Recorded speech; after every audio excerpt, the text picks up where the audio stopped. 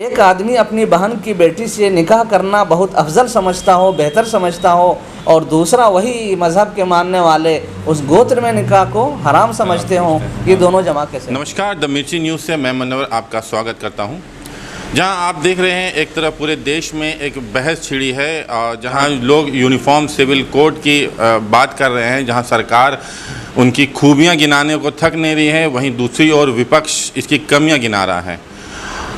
اس وجہ سے آج ہم آئے ہیں دھنباد کے امام شریعہ میں، اور ہمارے ساتھ موجود ہے شہر قاضی مفتی محمد شاہد قاسمی جی۔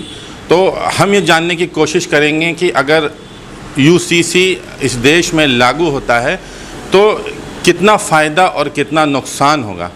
تو جس حساب سے آج ہم ان سے بات کر رہے ہیں، آئیے جاننے کی کوشش کریں گے کہ ان کی کیا رائے ہے اور یہ کیا کہتے ہیں اس پہ۔ مفتی صاحب، آپ کا بہت بہت سواگت ہے۔ جس طرح UCC کی بات کہی جا رہی ہے اور پورے دیش میں ایک راشٹر ایک قانون کی بات کی جا رہی ہے، اگر یہ قانون اس دیش میں لاگو ہوتا ہے تو شریعت کے حساب سے یا اسلامک قانون جو بھی اب جو سب کا الگ الگ پرسنل لاء بورڈ ہے وہ سارا رد ہو جائے گا، ایک دیش ایک قانون کی بات ہوگی۔ اس میں آپ کس نظر سے اس کو دیکھتے ہیں اور اس میں کیا فائدہ اور کیا نقصان کی بات کریں گے آپ؟ پہلے میں آپ کا شکریہ ادا کرتا ہوں کہ آپ نے میری رائے جاننے کی کوشش کی۔ دوسری بات یہ ہے، آج کا سب سے چرچت مدعا UCC کے تعلق سے جو ملک میں بحث جاری ہے، یقیناً یہ سب ہم سبوں کو سمجھنا چاہیے اور جاننا چاہیے کہ UCC اگر اس ملک میں نافذ ہوتا ہے تو اس کے نقصان کتنے ہوں گے اور اس کے فائدے کیا ہوں گے، ان فائدوں میں کون شریک ہوگا اور نقصان کن کو اٹھانا پڑے گا۔ پہلی بات یہ ہے کہ ہمارا یہ ملک یہ مذہبی ملک ہے، یہاں الگ الگ مذاہب کے لوگ صدیوں سے بستے آ رہے ہیں اور خوشی خوشی زندگی بھی گزارتے ہیں۔ جہاں اس ملک میں ایک بڑی آبادی ہندوؤں کی ہے، وہاں مسلمان بھی ایک بڑی تعداد میں ہے، قبائلی آدیواسیوں کی تعداد بھی کم نہیں ہے، ٹرائبلز میں اور بھی لوگ آتے ہیں، OBC اور SC ST کے لوگ بھی یہاں پر جیتے ہیں، ناگالینڈ، میزورم، خاص طور پر آسام اور شمال مشرق ریاستوں کا جو حال ہے، ظاہر بات ہے ہر پڑھا لکھا آدمی جانتا ہے کہ ان کے اپنے خاندانی عائلی معاملات واضح طور پر اسی پر وہ جینا اور مرنا جانتے ہیں۔ تو پہلی بات تو یہ سمجھنی چاہیے کہ UCC سے یہ ایک ہوا کھڑا کیا جا رہا ہے کہ UCC آنے کے بعد اور یہاں پر سالمیت کا اور پورے ملک میں ایک قانون کا راج ہوگا، یہ صرف حکومت کی ایک سازش ہے۔ حکومت پولرائزیشن کی سیاست کرنا چاہتی ہے اور عین چناؤ سے چند مہینے پہلے، جبکہ حکومت کئی برسوں سے ہے، اس مدعے کو ملک کے سامنے واضح طور پر لانا چاہیے تھا، انہوں نے پیش نہیں کیا۔ دوسری بات یہ ہے کہ اب تک اس کا کوئی واضح ڈرافٹ موجود نہیں ہے کہ آپ کون سی شکل میں لائیں گے، اس کی کیا نوعیت ہوگی۔ جب یہاں پر آدیواسی بھی جیتے ہیں، نکاح، بیاہ، طلاق اور الگ ہونے کے جو طریقے ہیں ان کے یہاں، ان کا بالکل الگ طلب ہے۔ ایک مسلمان تو قرآن و سنت پر جیتا اور مرتا ہے، اس کے لیے اللہ اس کے رسول کے جو فرمان ہے اسی کے مطابق وہ زندگی گزارتا ہے، اس میں جو کچھ لکھا ہے ہمارے لیے وہی سب کچھ ہے۔ سکھ مذہب کے لوگ ہیں، گرو نانک کے جو آدیش ہیں اس کا پالن کرنا وہ سب سے آپ سپر سمجھتے ہیں۔ اسی طریقے پر اور دوسرے مذاہب کے لوگوں کو دیکھیں گے تو سب کے اپنے اپنے ریتی اور رواج ہے، ہر آدمی اس ریتی اور رواج پر جینے میں فخر محسوس کرتا ہے، اور ہمارے ملک کے لیے خوشی کی بات ہے۔ یہ ڈائیورسٹی کوئی بری چیز نہیں ہوتی ہے، بلکہ یہ ایک حسن ہے۔ ایک باغ میں اگر کئی طرح کے پھول کھلے ہوں تو اس سے خوبصورتی میں اضافہ ہو جاتا ہے، ایسا نہیں ہے کہ بدصورتی ہو جائے گی اگر ایک طرح کے پھول کھلیں گے تو۔ ہاں، یہ ضرور ہے کہ UCC کا اگر نفاذ ہو جاتا ہے اس ملک میں تو اس میں صرف مسلمان ہی متاثر نہیں ہوں گے۔ میں بحیثیت ایک مسلم، ہم اپنی بات نہیں کر رہے ہیں کہ میرا یہ صرف نقصان ہوگا، ہم تو اس ملک کی سالمیت کے فکر مند لوگ ہیں، ہم لوگ اس دیش سے محبت کرنے والے لوگ ہیں، ہمیں ہمارے نبی نے بھی اپنے دیش سے محبت کرنے کا سبق دیا ہے۔ بے شک۔ اس لیے ہم لوگ اپنے دیش سے محبت کرتے ہیں۔ ہم یہ بالکل نہیں چاہیں گے کہ اس ملک میں کوئی ایسے حالات پیدا ہو جائیں کہ ہم آپس میں ایک دوسرے سے الجھ کر کے اور اس ملک کو خطرے میں ڈال دیں۔ اسی لیے UCC کا نفاذ عملی طور پر ناممکن ہے۔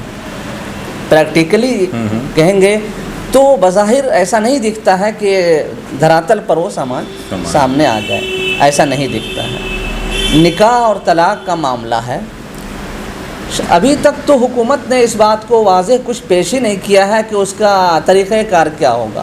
فرض کیجئے کہ اس میں چند چیزیں ہیں۔ کرمنل ایکٹ میں تو سارے لوگ یہاں برابر ہیں، لیکن یہ پرسنل لا ہیں، سب کے اپنے اپنے، اس میں الگ الگ ہیں۔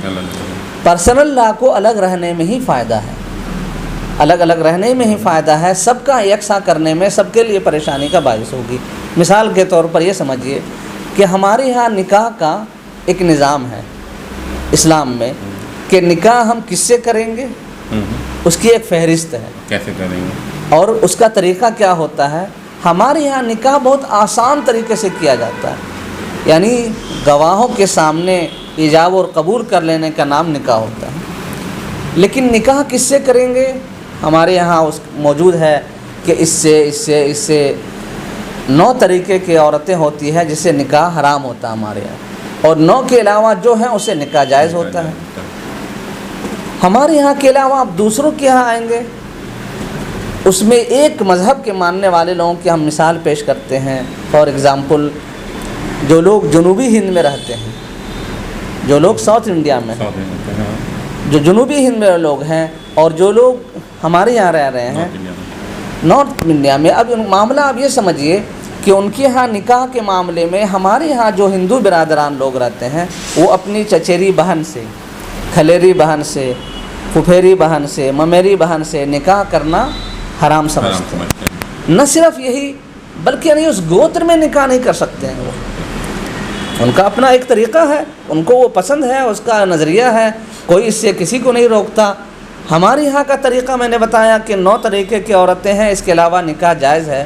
لیکن وہی ہمارے ہندو برادران جو جنوبی ہند میں رہتے ہیں وہ یہ کہتے ہیں کہ بہن کی بیٹی سے نکاح کرنا یہ بہت افضل ترین نکاح ہے۔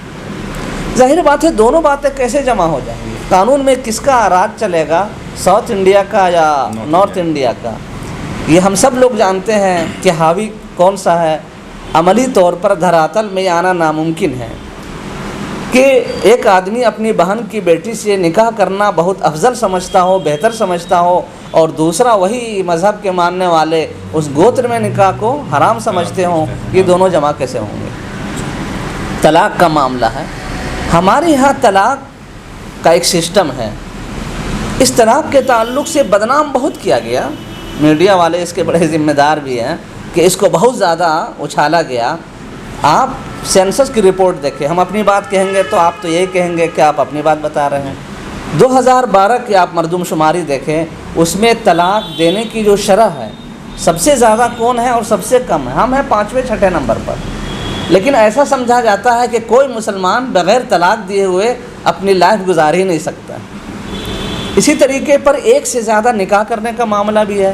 UCC میں یہ بھی مسئلہ اٹھایا گیا ہے کہ اب ایک ہی نکاح پر لوگوں کو اکتفا کرنا ہوگا اور 4 شادیاں بند ہو جائیں گی۔ ذرا سا وہ سروے بھی لانا چاہیے کہ ایک سے زیادہ نکاح کون لوگ کر رہے ہیں۔ مسلمان اس میں بھی 6ٹھے نمبر پر ہے۔ یہ اپنی رپورٹ میں نہیں، خود نہیں پیش کر رہا ہوں، یہ سینسس کی رپورٹ ہے 2012 کی۔ تو آپ سمجھیے کہ نکاح کرنے میں بدنام تو مسلمان ہے، لیکن فائدہ کہیے کہ نقصان کہیے، اس کو کس جملے سے کہیے گا کہ زیادہ ایک سے زیادہ کرنے میں وہ لوگ ہیں۔ پھر ہمارا مذہب اسلام یہ کہتا ہے کہ تم ایک نکاح کرو۔ اسلام کیا کہتا ہے؟ ایک نکاح کرو۔ اگر تمہیں اس بات کا اندیشہ ہو کہ دوسری کرنے میں تم اس کے ساتھ انصاف نہیں کر سکو گے، وہ قرآن کریم کی آیت ہے کہ اگر تمہیں اس بات کا خوف ہے کہ تم انصاف نہیں کر سکو تو تمہیں ایک ہی کرنا ضرور، تو وہاں پہ حرام ہے، دوسرا دوسرا آپ کے لیے جائز نہیں ہے نکاح کرنا۔ یہ کسی مذہب میں دنیا میں یہ بات آپ کو نہیں ملے گی جہاں یہ کہا گیا ہو کہ تم ایک ہی نکاح کرو۔ اور دوسرے مذاہب کی اگر ہم تفصیل گنائیں گے تو وقت بہت گزرے گا، آپ سمجھ سکتے ہیں کہ کن کے ہاں کیا صورتحال ہے۔ پھر اس بات کو بھی سمجھنا چاہیے کہ ایک مسلمان بحیثیت مسلمان اپنی بیوی کے علاوہ کسی کے ساتھ ریلیشن شپ نہیں کر سکتا، جبکہ ہمارے یہاں قانون میں اس کا بھی شوشہ لگایا گیا ہے، اور اس کے جو برے نتائج ملک میں ہوئے اب اس پر یہ بھی لگایا گیا کہ اب ریلیشن شپ کا معاملہ آئے گا سامنے تو لڑکے اور لڑکی کو، مرد اور عورت کو، گھر والوں کو بھی خبر دینی ہوگی۔ یہ تو چھپ کر کے کیا کچھ ہوتا تھا اور ہو رہا ہے اس وقت۔ اسلام نے تو ہمیں ایمان والوں کو پہلے ہی منع کر دیا کہ اب نکاح میں جو بیوی ہے اس کے علاوہ کسی کی طرف نظر اٹھا کر بھی آپ نہیں دے سکتے۔ تو آخر قانون میں کون سا، کس پر بہت بڑا مدعا اس کو بھی بنایا جا رہا ہے کہ اب جو ہے مسلم پرسنل لاء کا جو قانون ہے وہ ختم ہو جائے گا۔ 1937 شریعت اپلیکیشن ایکٹ جو منظور ہوا تھا، جس میں یہ ہمارا پراپرٹی کا جو معاملہ ہے تقسیم کا، تو اس میں ہمارے ہاں قانون اسلامی ہی چل رہا، آج تک چل رہا ہے کہ باپ کی پراپرٹی ان کے مرنے کے بعد ماں کو کتنے ملیں گے، اس کے بچے کو کتنے ملیں گے، بیٹا کا کتنا حصہ ہے، بیٹیوں کا کیا ہے، اس کے بھائی بھی وغیرہ ہیں تو ان کو کچھ ملے گا کیا، یہ تمام تفصیلات موجود ہے۔ یہ رات دن ہم لوگ یہی کام کرتے ہیں جی۔ لیکن ہندو کوڈ بل جو نہرو جی نے 54-56 میں اس کو منظور کروایا، اس میں مذہبی طور پر ان کے ہاں تو کچھ ہے نہیں، انہوں نے کورٹ سے منظور کرایا کہ لڑکے اور لڑکیاں دونوں سمان ہوں گے، یعنی باپ نے اگر 2 لاکھ چھوڑے اور ایک بیٹا اور ایک بیٹی چھوڑا تو 1 لاکھ روپے مل جائے گا۔ اب لوگوں کو بڑا اچھا لگا کہ تو بہت اچھی بات ہے، لیکن اس تہہ میں جانا چاہیے اور آپ لوگوں کی زیادہ ذمہ داری بنتی ہے کہ اور جانا چاہیے۔ کیا جانا چاہیے؟ ہندو کوڈ بل میں اس بات کا لاحقہ موجود ہے کہ باپ کو اس بات کا اختیار ہے کہ وہ وصیت کر دے، مرنے سے پہلے اس نے وصیت کر دی، جس کے نام پہ لکھ دیا اس کو ملے گا۔ اب باپ نے وصیت کر دی بیٹے کے نام سے، اب بیٹی اپنے سسرال میں ہے، اس نے اگر باپ سے کہا کہ پاپا یہ تو میرے لیے کچھ نہیں چھوڑا آپ نے، تو بھیا کے لیے وصیت کر دی، تو کہا کہ تم تو کنیا دان ہو چکی ہو، اور قانون بھی وصیت کو تسلیم کرے گی، لہٰذا بیٹی ادھر تو کہا جا رہا تھا کہ بیٹا اور بیٹی دونوں برابر، لیکن وصیت کے راستے سے اس حصے کو ہضم کر دیا گیا، غصب کر دیا گیا، ختم کر دیا جاتا ہے۔ اسلام یہ کہتا ہے کہ بیٹا اور بیٹی کو برابر پراپرٹی تو حصے نہیں ملتے ہیں، لیکن وصیت کی بھی اجازت نہیں ہے۔ باپ اپنے بیٹے کے لیے، فلاں بیٹے کے لیے، فلاں کے لیے وصیت بھی نہیں، وصیت ہمارے یہاں ہے لیکن اجنبی کے لیے ہے کہ وہ شہر کا وہ مفلس آدمی ہے، وہ میری پراپرٹی سے 2% اس کو دے دیے جائے، اس کو ملیں گے۔ باپ اگر کہتا ہے کہ میرا بیٹا حامد کو 2 کروڑ روپے میرے جائیداد سے مل جائیں گے، اس کے بعد تم لوگ بٹوارہ کرو گے، یہ غلط ہے، شریعت اس کی اجازت نہیں دیتی ہے۔ تو وصیت کا چور دروازہ جو ہے نا ہمارے یہاں وہ بھی نہیں ہے۔ تو اب اگر ایک قانون بن جاتا ہے، مان لیا جائے کہ پراپرٹی سب کے لیے ہے، تو وصیت والا رہے گا یا ختم ہوگا؟ اگر وصیت والا باقی رہے تو ان کے لیے تو راستہ صاف ہے، ایک مسلمان کے لیے تو پریشانی ہے۔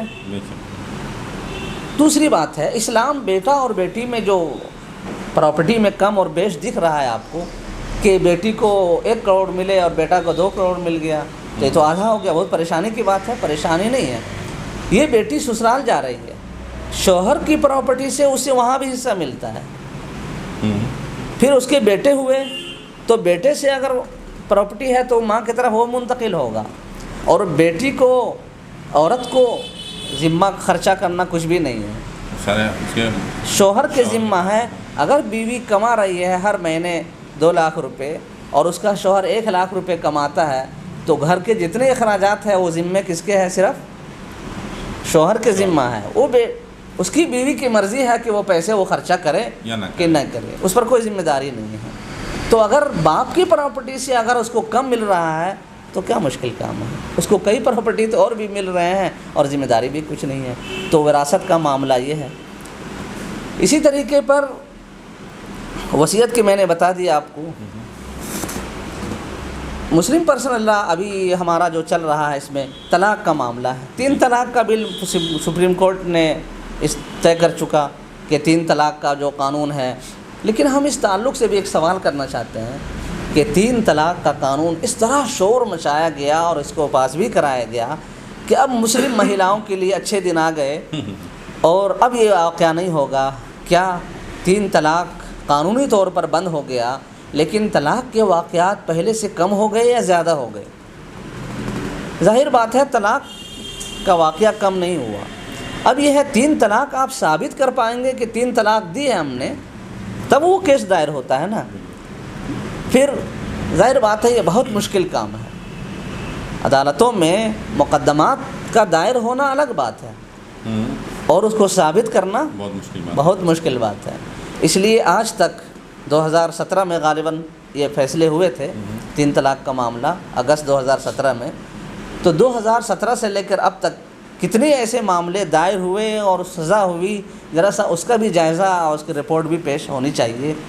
کچھ فائدہ ہوتا نہیں ہوگا. عورتوں کے معاملے, پھر عورتیں ظلم کی شکار اگر مسلم عورتیں ہیں اور آپ کا دل دھڑک رہا ہے اس کی محبت میں, ہم آپ کا شکریہ ادا کریں گے. لیکن کتنی کروڑ عورتیں جو ہیں جو داستہ بنی ہوئی ہیں اور جہاں جہاں پڑی ہوئی ہے, معاف کیجیے گا, ان لوگوں پر بھی کبھی رحم کرنے کی کوشش کرنی چاہیے کہ ان کی زندگی بہتر کیسے ہوں گی. جو بیوہ ہو جاتی ہیں جو عورتیں اور ان کو کہیں پہنچا دیا جاتا ہے, ان کا کیا قصور ہے؟